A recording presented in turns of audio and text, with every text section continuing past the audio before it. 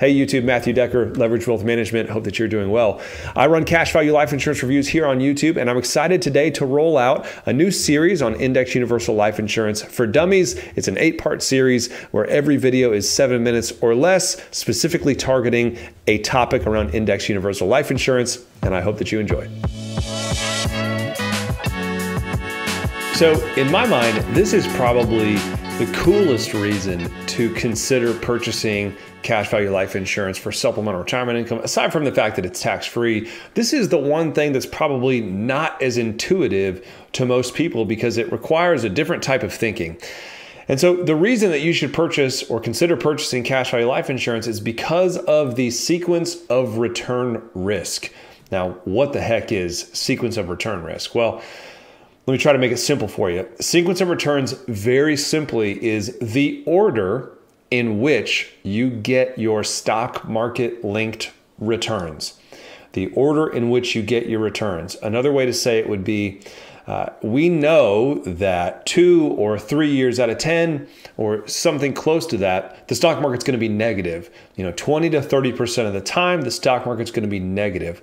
Are those negative years going to happen early in retirement? Are they going to be happening in the middle of your retirement years, or will they happen at the end of retirement? That, in a nutshell, is sequence of return risk. When it comes to cash value life insurance, we don't really have a sequence of return risk because we have that 0% floor. So if you get your losses early, you're not getting -5s, -10s, -20s, -30s. You're just getting 0. If you get your losses late, you're not getting, -20, -30. You're just getting 0. So when you replace a negative return with a 0% return, it makes for a much better income vehicle. And so let me kind of explain this a little bit further. And we like to use this visual representation where we use two brothers and they have different retirement periods. And so we've got two brothers here. One is maybe 10 years younger than the other, and they both are going to start retirement with $100,000. So they both are going to start retirement with $100,000. Let me get my pointer out here. And what you'll notice about these two sequences of returns, it's a 15-year time frame. We're taking out $5,000 a year from this account every single year for 15 years for each of the brothers. But you'll notice their returns are flip-flopped. So for brother one, his year one return is 8% followed by 11. Brother two, 8% followed by 11 are the last two returns. Brother two, he starts with a -5, -6, -15.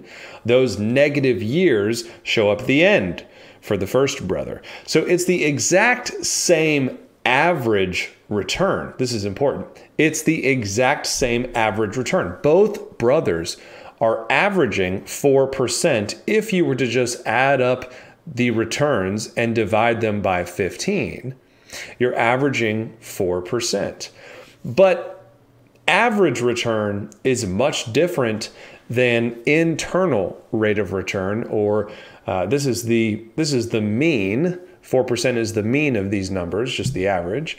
But really, in order to get the average as it relates to investments, you need what's called the geometric mean. In order to get that, you have to add money to the equation. So let's do that. So brother one starts with $100,000. He takes out $5,000 a year for 15 years. At the end of 15 years, he's got $105,000. Brother two starts with the same $100,000, but he gets his losses early. So he's taking out $5,000 a year for these first 3 years, starting at 100, and he's immediately going backwards by -5, -6, -15 on top of the $15,000 he's taken out over those 3 years for retirement. So by year 3, he's got $62,000 in his account. Brother one has 124. That is the sequence of return risk, the order in which you get your losses. And so here, we're looking at these two brothers both investing in the stock market and just having their losses happen in different segments or different periods of retirement. But in reality, if you're supplementing with cash value life insurance, all these negatives just become zeros. All the negatives just become zeros. And in that scenario, the sequence of return risk is largely eliminated.